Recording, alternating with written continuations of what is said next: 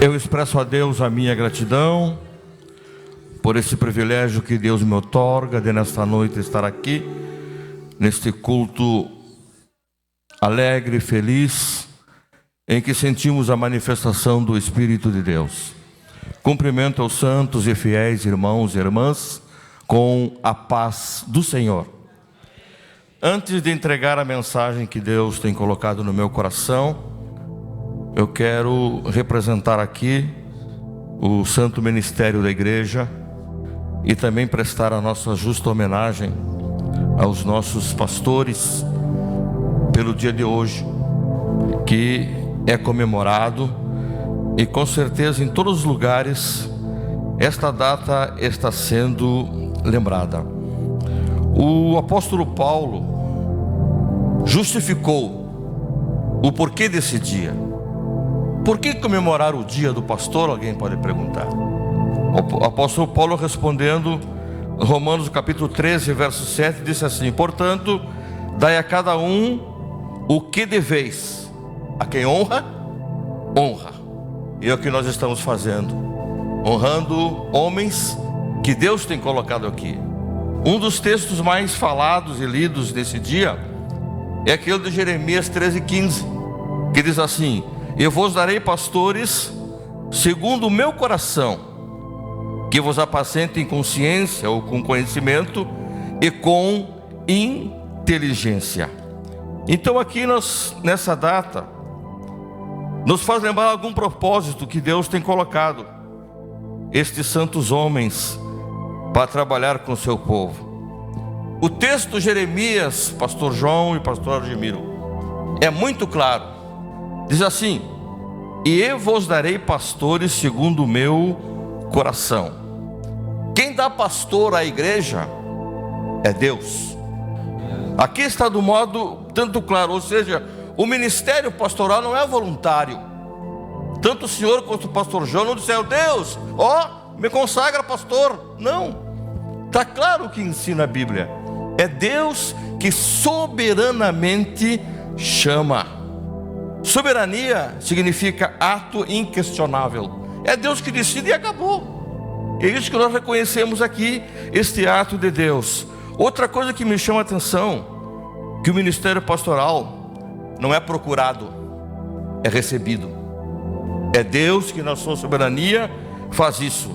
Pastor João, pastor Argemiro, a vocação dos irmãos ao santo ministério pastoral também não é terreno, não é coisa de homem, é lá do trono da glória.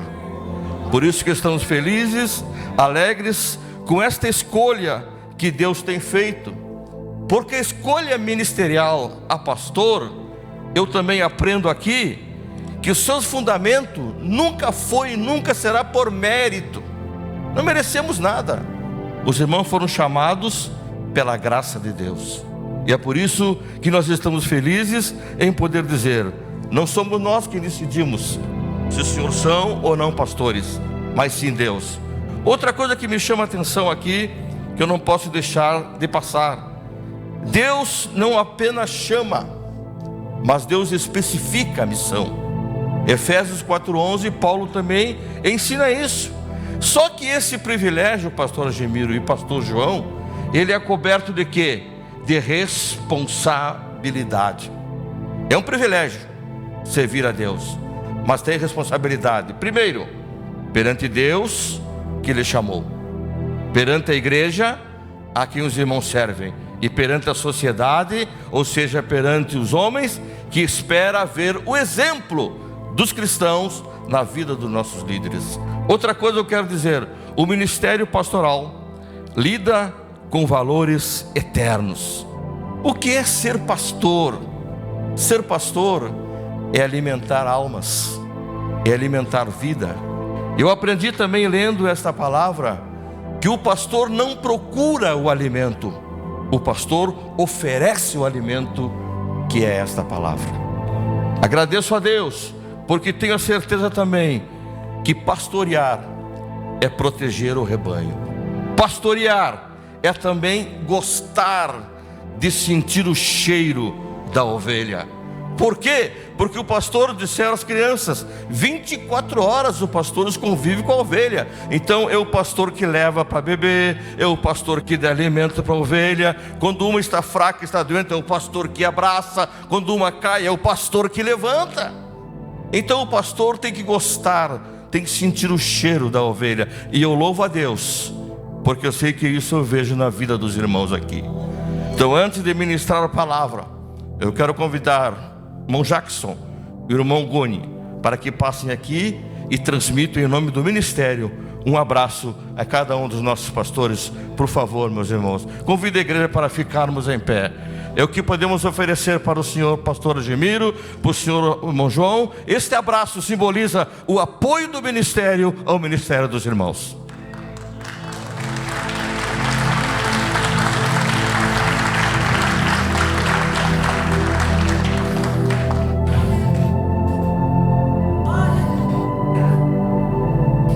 Amém. Obrigado, irmãos. Podem sentar. E agora vamos para a Bíblia. Livro do Apocalipse. Samuel sumiu daqui.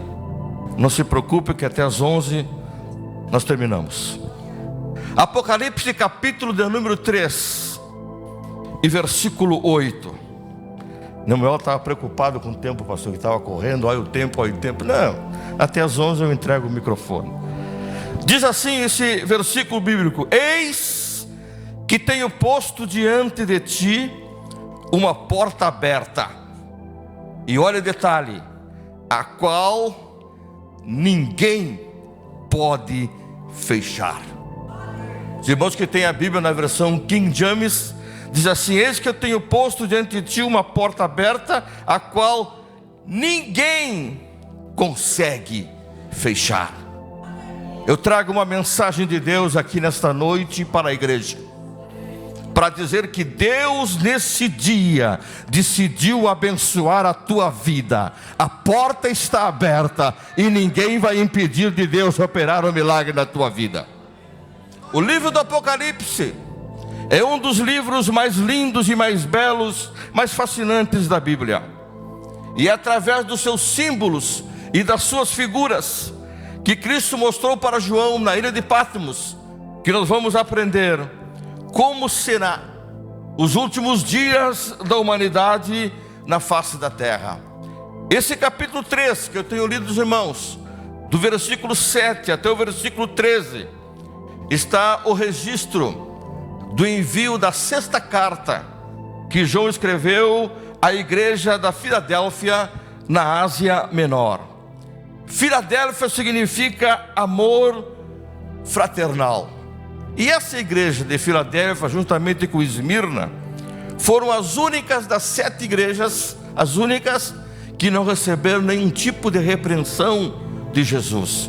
Preciso dizer aos irmãos que nós sabemos que não existem igrejas e nem pessoas perfeitas, porque nós somos humanos e estamos sujeitos a erros. Porém, eu preciso lembrar a todos que nós somos servos de Cristo Jesus, comprados com o sangue do Calvário, aquele que Ele verteu por nós. E também a igreja, a partir deste ato, nós não amamos mais o mundo, não amamos o pecado, não estamos escravizados pelo pecado, nós estamos libertos. O salvo e a igreja não têm prazer em desobedecer a lei de Deus. Disse Jesus: eis que tenho posto diante de ti uma porta aberta, a qual ninguém a pode fechar. Esta expressão, para esclarecer o que eu quero falar, porta aberta, profeticamente está falando da era missionária da igreja. Essa era missionária da igreja começou no século XVIII e ela chega até aos nossos dias.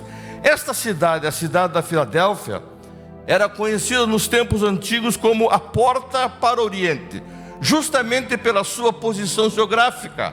A sua posição era como a ponta de uma flecha que apontava para o interior da Ásia Menor. esta porta aberta, irmãos, significa que há uma oportunidade incomum para a pregação e a propagação do Evangelho de Cristo. Todos nós recebemos através de Jesus uma ordem imperativa. Jesus disse: ide, pregai o Evangelho. E há muitos países que fecharam as suas portas para que o Evangelho não entre neste lugar. Há muitos corações que estão fechados para a pregação do Evangelho. Mas eu preciso dizer aos irmãos nesta noite: o arrebatamento da igreja é uma realidade. Os céus nos espera, como o inferno também espera o descrente. Você e eu e você, precisamos pregar o Evangelho de Cristo. Precisamos anunciar às pessoas, embora tenha porta fechada, coração fechada, indiferença, oposição, contrariedade, não importa. A igreja precisa pregar o Evangelho, porque o Evangelho liberta, o Evangelho transforma, o Evangelho cura, o Evangelho levanta, o Evangelho leva aos céus.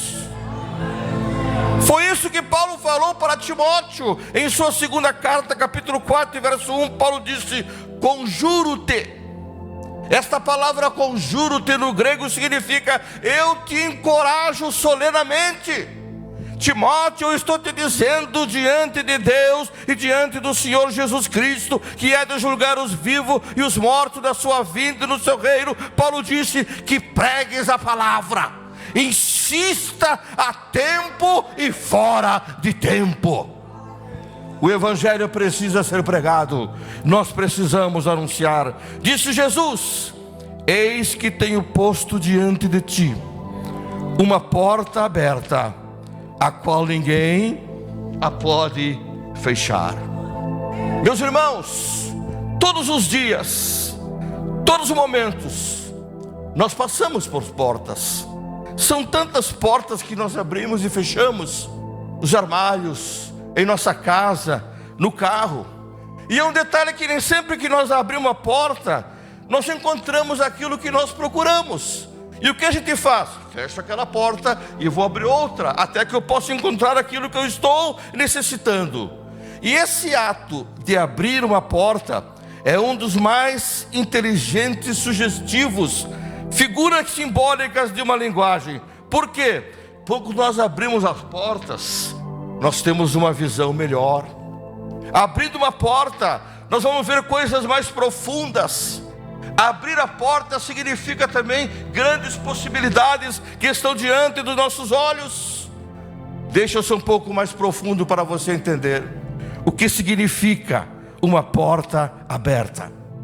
O que significa uma porta? Em casa, uma porta significa proteção e privacidade. No trabalho, porta significa oportunidade, significa sucesso. Na vida, significa um novo alcance, ou seja, uma nova oportunidade e até uma barreira.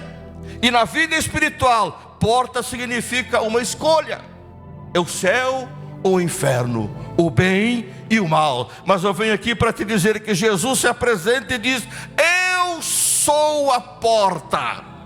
Se alguém entrar por mim, salvar-se-á. Entrará, sairá e achará pastagem. Essa pequena palavra pastagem em aramaico, a língua que Jesus falava na terra, tem o sentido de permanecer em segurança. Então deixa eu dizer para você o que falou Jesus. Jesus disse assim: eu sou a porta. Se alguém entrar por mim, salvar-se-á. Entrará, sairá e permanecerá em segurança. Vale a pena entrar pela porta chamada Jesus. Eu olho para a Bíblia e há um registro nos evangelhos a respeito do ministério de Jesus. A Bíblia diz do modo enfático que por onde Jesus passava, uma grande multidão o seguia. O que me chama a atenção que diz em alguns evangelhos que Jesus andava e muitos enfermos eram levados até eles, aquela multidão de doentes, e a Bíblia diz que Jesus curava a todos. Ou seja, Jesus nunca despediu ninguém vazio. Jesus curava, Jesus libertava, Jesus perdoava, Jesus multiplicava alimentos, Jesus fazia maravilhas. E eu posso afirmar profeticamente nesta noite: hoje vai acontecer aqui no templo da Assembleia de Deus de Uruguaiana, 3268, Dr. Maia. Isso vai acontecer. Jesus vai continuar curando, vai continuar perdoando, transformando vida. Por que eu afirmo isso? Porque na minha Bíblia e na tua Bíblia diz: Jesus Cristo é o mesmo ontem, hoje e Ele é eternamente. O seu poder não mudou. Crente pentecostal, alegre-se. Você entrou pela porta, você tem uma bênção de Deus. Para muitos, diante daquilo que circula nos noticiários, o amanhã é incerto e preocupante. O que é que nós ouvimos? Crises sociais, crises políticas, crises religiosas, a pandemia voltando, desempregos, crise nas famílias. É o que se ouve. E há muitas pessoas que balançam a cabeça e dizem: olha, eu não sei o que vai ser o amanhã. Eu não sei o que vai acontecer comigo, com a minha família, com o meu trabalho, mas eu venho aqui para te dizer nesta noite: diante de ti eu tenho uma porta aberta e ninguém pode fechar. Eu venho aqui para te dizer: Jesus disse: eu sou a porta, se alguém entrar por mim, salvar-se-á. O propósito de Deus ao criar o homem e colocar ele no Éden foi este: Deus queria abençoá-lo e Deus queria viver em comunhão com ele. Nós sabemos a história, que o pecado cometido pelo homem quebrou esse relacionamento. O pecado afastou o homem de Deus, e o pecado fez com que o homem vivesse escravizado por Satanás. Mas Deus não cruzou os seus braços. João capítulo 13, verso 16 diz: Deus amou o mundo de tal maneira que deu o seu Filho unigênito, para que todo aquele que nele crê não pereça, mas tenha a vida eterna. Jesus, no tempo determinado por Deus, nasceu em Belém, cresceu em Nazaré. Com 12 anos ele foi ao templo. Com 30 anos foi batizado no Rio Jordão por João. E quando estava sendo batizado, ele ouviu uma voz que ecoava no céu, que dizia: este é o meu filho amado, em quem me comprazo.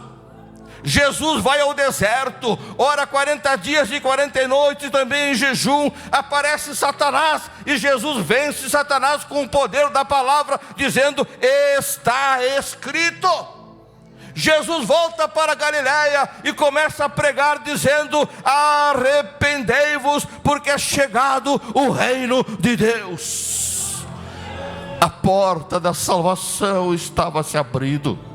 A oportunidade da reconciliação estava chegando para todos os homens. Quem crê e quem aceita Jesus se livrará da escravidão do pecado e vai conhecer a verdadeira liberdade. Quem aceita Jesus se livrará da ira de Deus, que muito breve há de cair sobre a terra. Quem aceita Jesus se livrará do fogo do inferno, reservado para o diabo e os seus anjos. Eu estou aqui para te dizer o que disse Jesus 14:6 de João: eu sou o caminho, a verdade e a vida, e ninguém vem ao Pai a não ser por mim. A porta está aberta para você nesta noite. A oportunidade de um milagre na tua vida, no teu ministério, na tua casa, na tua família, no teu comércio é hoje. Porta, tipologicamente também entendemos como solução para alguma coisa. Meus irmãos, quantas vezes nós ouvimos alguém orar a Deus, ou pedindo através da oração: Deus, abre uma porta. Senhor, por misericórdia, ajuda, abre uma porta. E nós entendemos nesse clamor dessa pessoa que é o anseio da sua alma, é um grito de desespero, que ele precisa encontrar a solução para o seu problema. enquanto eu estudava a palavra de Deus, eu me deparei com uma passagem bem conhecida, que eu encontro no Evangelho de Marcos, no capítulo 9, do versículo 14 até o 29. Ali está o clamor de um pai desesperado, porque diz a história bíblica que este pai tinha um filho, e esse seu filho, irmãos e irmãs, era dominado. Diz a epígrafe em alguns desses evangelhos, o jovem possesso, ou o jovem lunático. Ele era escravizado pelo diabo. E a Bíblia diz que esse espírito que se apossava da vida deste moço queria matá-lo, e muitas vezes o jogava na água, em outras ocasiões o jogava no fogo, porque essa era a intenção do inferno, destruir a vida deste moço. Enquanto eu estudava, pastor Gemiro, eu comecei a pensar a situação deste pai.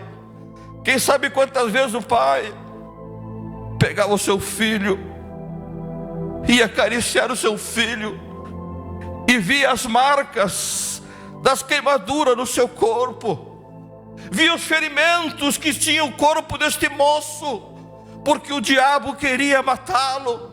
Ou seja, a porta da liberdade, da libertação ainda estava fechada, e aquele pai sofria. Eu posso estar falando a palavra de Deus para você que está aqui nesta noite. Quem sabe alguma situação na tua família que você tem se esforçado para que haja uma libertação. Você tem orado, tem jejuado, tem sofrido, tem clamado, e até agora parece que essa porta ainda está fechada. E este pai chorava, vendo as cicatrizes e o estado do seu filho.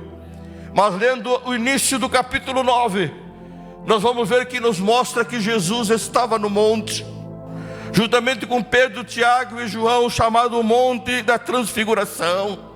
E lá Jesus desceu do monte após mostrar a sua glória.